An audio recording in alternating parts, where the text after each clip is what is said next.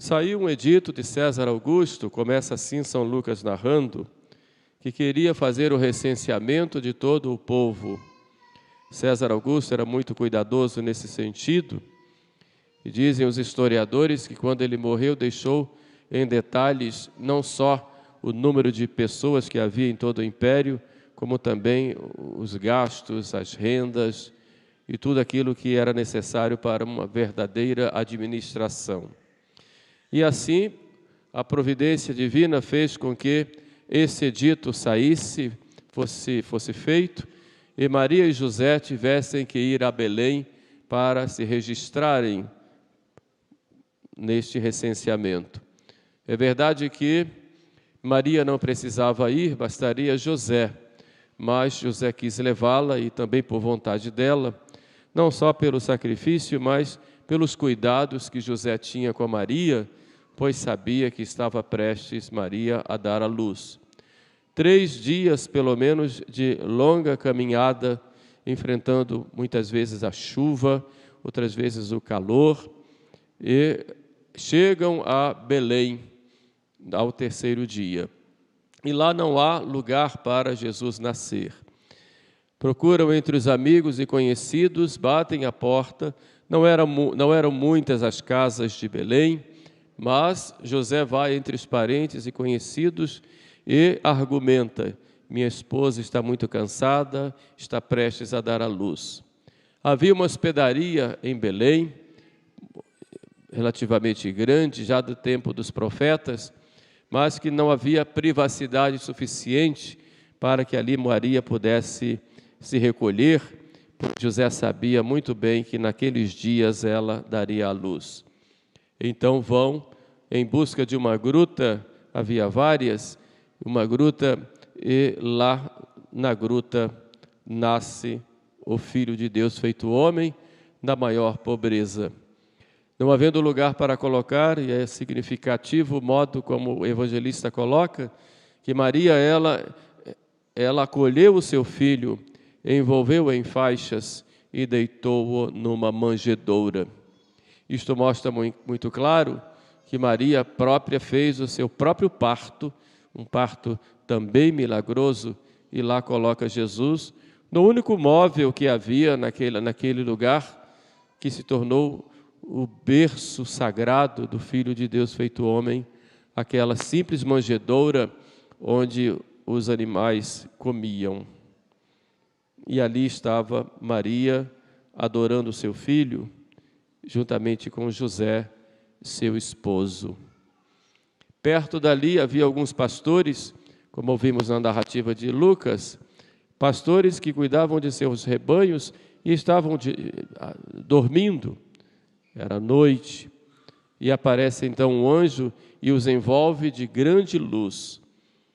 Como poderia ser, eles temeram, e o anjo logo os tranquiliza e diz: não tenham medo, porque o que eu trago é uma boa nova alegre para todo o povo. E anuncia: na cidade de Davi nasceu o Salvador, o Cristo, o Senhor.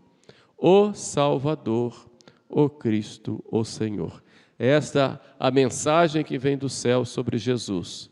Salvador, ungido, o Messias, e o Senhor de todo o universo. Realmente o Natal é um grande mistério, um mistério de graça e alegria para todos nós. Graça, porque Deus vem nos visitar, e alegria, porque nas trevas do mundo surge a grande luz que vai dar a verdadeira razão de ser do homem. Eis a luz verdadeira que ilumina a todo homem e nos mostra como é que nós devemos ser como homens, como Deus quer. Por isso, aprendamos essa lição que nos mostra a gruta. Vemos em Belém o Deus feito homem. Vemos em Belém uma cátedra. E vemos em Belém a anunciação aos primeiros homens dessa grande graça que é para a humanidade. homens através dos pastores.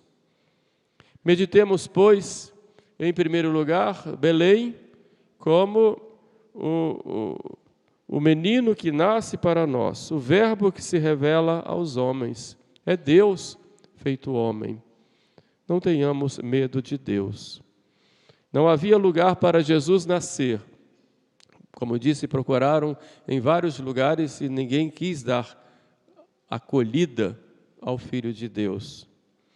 Também hoje, se nós buscarmos lugar para Jesus, poucos serão os corações que se abrirão. Falar em Jesus é muito duro, é muito difícil. O cristianismo está cada vez mais pressionado pela sociedade moderna. O homem encontrou lugar para grandes descobertas, grandes inventos, mas o homem não encontrou lugar para Deus. Ou quando tem a ideia de Deus, é algo tão vago, como se fosse uma força ou uma energia, ou como se Deus, Criador, tivesse que ficar lá no alto do céu e não tivesse influência nenhuma no ser humano. Assim querem um Jesus que não venha atrapalhar. Querem um Jesus que venha apenas para fazer a vontade das pessoas. Um Jesus do seu jeito. Querem um Jesus revolucionário, um Jesus que pregue uma plataforma política, ou um Jesus que venha trazer para o homem um paraíso aqui na terra, onde não haja dor, não haja tristeza, ou um Jesus que venha encher os celeiros de comida, apenas isso. Um Jesus que venha fazer a vontade do homem, ou um Jesus que venha trazer progresso, sucesso financeiro, que venha trazer prosperidade. Não querem o Jesus da cruz, o Jesus sofredor, ou um Jesus que quer de nós uma verdadeira conversão, uma verdadeira mudança de vida. Vivemos hoje no mundo tantas dificuldades, e no Brasil também. Uma grande crise institucional, crise social, crise por toda parte, dúvidas, apreensões, medos, ansiedades. E nós chegamos a essa situação, não foi de uma hora para outra. Foi por causa dessa rejeição a Cristo que vem acontecendo há muitos anos, digamos há séculos. E no Brasil isso ficou mais contundente dos últimos 50 anos para cá, sobretudo, quando aconteceu uma verdadeira revolução cultural, em que as pessoas deixaram de amar a Deus para amarem a si próprios, em que a família foi perseguida e foi transformada. E não houve rejeição quando fizeram a lei do divórcio, quando fizeram quando programaram a lei do aborto, quando programaram a ideologia de gênero. Pouca gente se revolta e se levanta. Quando na grande revolução sexual, que foi a revolução quando surgiu a AIDS como doença, e que fizeram grande propaganda de um sexo livre, liberal, em que cada um podia fazer à vontade o que quisesse, desde que não se contaminasse, levando o homem a pensar apenas no material, no prazer irresponsável. Quando fizeram grandes campanhas pelos anticoncepcionais, quando as famílias foram destruídas por ideologias que colocaram o verdadeiro sentido da vida no prazer e nos bens materiais. Essa revolução foi feita de diversas formas, utilizando os meios de comunicação, sobretudo a televisão, as novelas, as escolas, as faculdades, as universidades. E nós estamos enfrentando hoje o que podemos dizer que é o ponto máximo de toda essa história, de modo que não aconteceu de uma hora para outra. Essa rejeição a Cristo não é de hoje, vem de muito tempo, mas hoje a rejeição acontece no meio dos próprios cristãos, que não querem um Cristo que reine, mas um Cristo que faça a sua vontade. Qual o coração hoje se abre a Cristo? Mesmo que tenha que passar por dificuldades, mesmo que tenha que lutar contra os seus defeitos, que tenha que se corrigir, mesmo que tenha que abandonar o pecado, Cristo tem lugar nos corações, nos nossos corações? Ou nós vamos deixar Cristo ir embora e não vamos acolhê-lo? Temos que refletir sobre isso, porque Cristo continua batendo às nossas portas e continua não achando lugar. Eu preciso me divertir, preciso gozar a vida, tenho muitas outras coisas para fazer, preciso de dinheiro, preciso de luxo, preciso de tantas coisas, e esse Cristo que me exige coisas que eu não quero dar, esse Cristo eu não quero. Então eu quero uma espécie de cristianismo light, uma religião light, que não me comprometa com realmente verdadeira mudança de vida. Mas o que vemos em Belém? Vemos uma cátedra.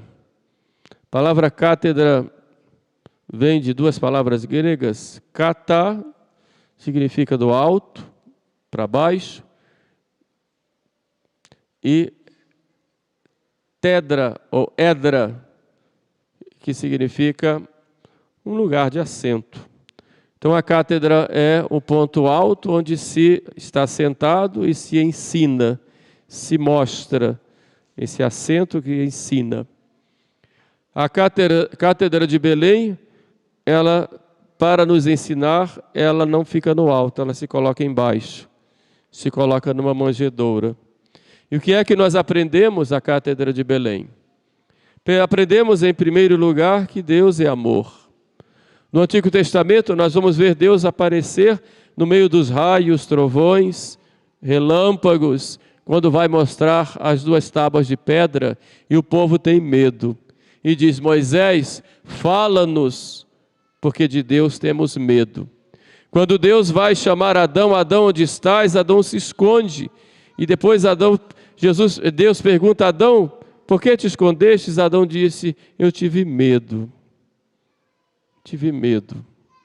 Mas agora Deus se mostra para nós de modo tão simples, para que ninguém tenha medo de Deus.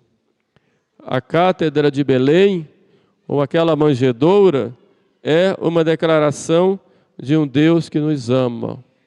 Não tenham medo. Não tenham medo de Deus. Não tenham medo. Tenham confiança.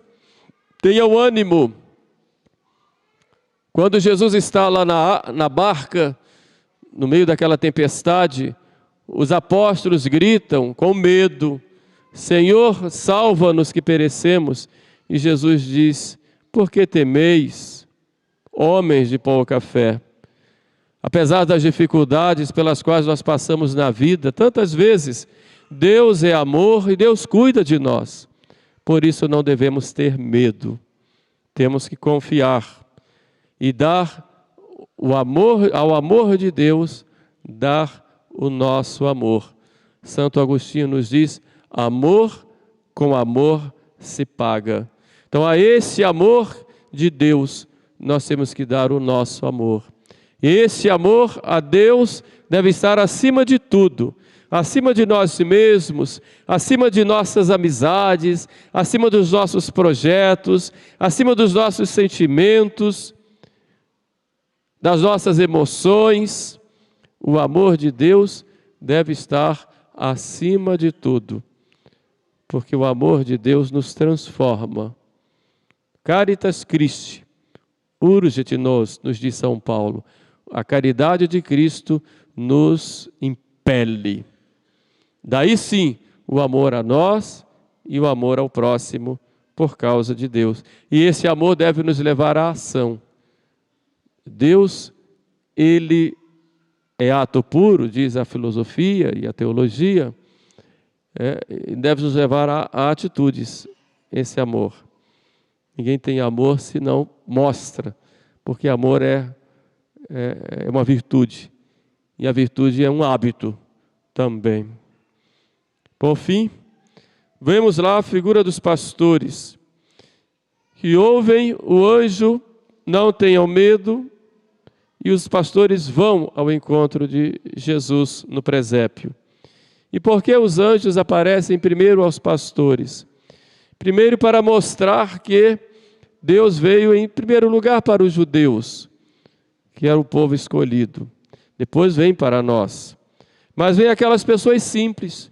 Não apareceu lá em Jerusalém aos discípulos de Herodes, ou aos sacerdotes, ou aos grandes do povo, aos doutores da lei, que conheciam muito bem as profecias, até disseram a Herodes depois onde nasceria o menino, conheciam detalhes de tudo, mas os anjos não aparecem a esses, aparecem aos pastores. Por quê?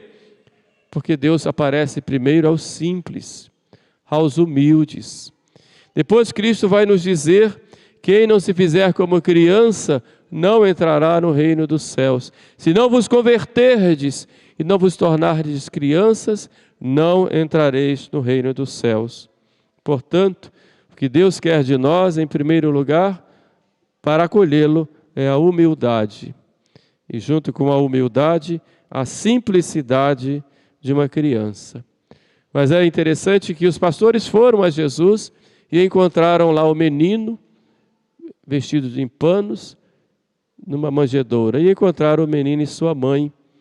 E maravilhados contaram o que os anjos disseram. E levaram seus presentes. Era inadmissível alguém comparecer sem levar um presente. E levaram seus presentes mais simples. Talvez um pouco de leite, um pouco de lã para aquecer a criança, ou um queijo. Cada um levando suas coisas poucas, mas a sua simplicidade levaram a Jesus. Daí o costume de no Natal haver trocas de presentes, damos os presentes. Na verdade, os presentes estamos dando a Jesus, simbolizando Jesus no nosso irmão, a quem nós queremos agradar e dar alguma coisa nossa que nós conseguimos durante o ano. Mas qual é o maior presente que Jesus quer de nós? Quer o nosso coração, quer a nossa vida. O salmista Davi nos dá uma indicação que nós dizemos sempre na missa. O padre diz, quando vai comungar do preciosíssimo sangue: Quid retribam Dominum pro omnibus quae retribuit mihi. O que eu darei ao Senhor? Como eu retribuirei ao Senhor por tudo aquilo que o Senhor me fez, por tudo aquilo que o Senhor me deu e me dá? E o próprio Davi responde: Calicem salutaris accipiam et nomen Domini invocabo. Eu receberei o cálice do Senhor e invocarei o seu santo nome. Receberei o cálice da salvação e invocarei o nome do Senhor.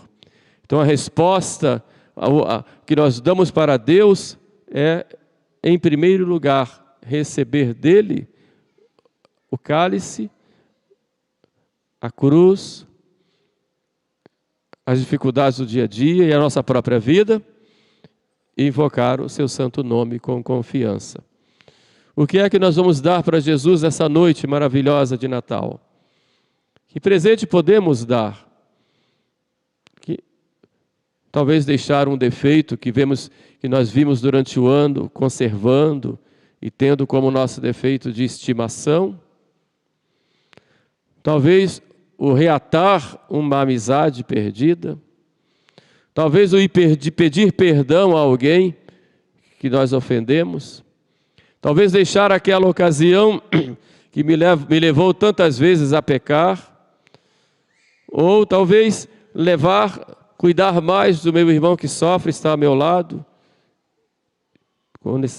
tendo necessidade, seja espiritual, seja material, ou me corrigir de algum ponto, enfim.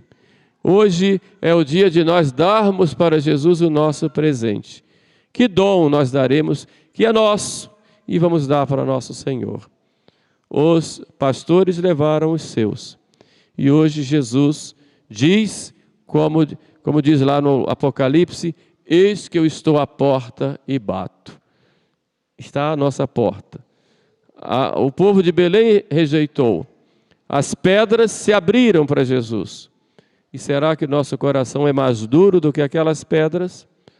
Abramos e que Jesus, o Senhor, o Salvador, venha habitar dentro de nós.